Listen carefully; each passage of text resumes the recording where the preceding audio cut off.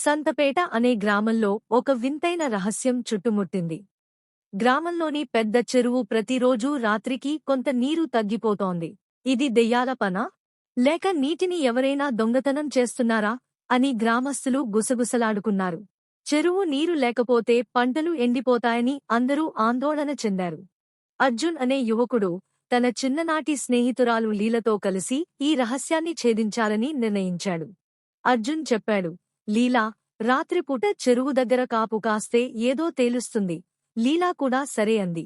ఆ రాత్రి ఇద్దరూ చెరువు దగ్గర ఒక పెద్ద చెట్టు వెనక దాక్కున్నారు.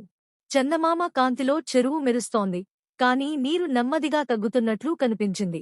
ఒక్కసారిగా చెరువు అడుగు నుండి గుర్గుర్ అనే శబ్దం వచ్చింది. అర్జున్ గుండెలు ఆగినంత పనైంది. కాని లీల ధైర్యంగా టార్చ్ లైట్ వేసి చూసింది.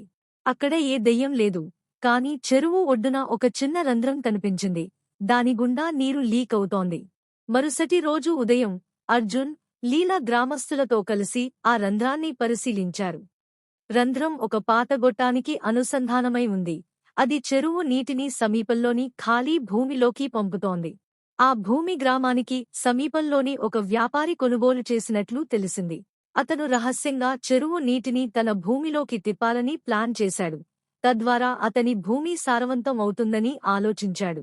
గ్రామస్తులు వ్యాపారిని పిలిచి విషయం చెప్పారు. అతను తన తప్పు ఒప్పుకుని గొట్టాన్ని మూసేశాడు. చెరువు నీరు మళ్లీ సాధారణ స్థితికి వచ్చింది.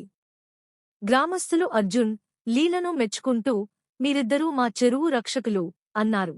ఈ కథ మీకు నచ్చినట్టు అయితే ఇప్పుడే మన చిట్టి స్టోరీస్ను లైక్ కొట్టి సబ్స్క్రైబ్ చేసుకోండి.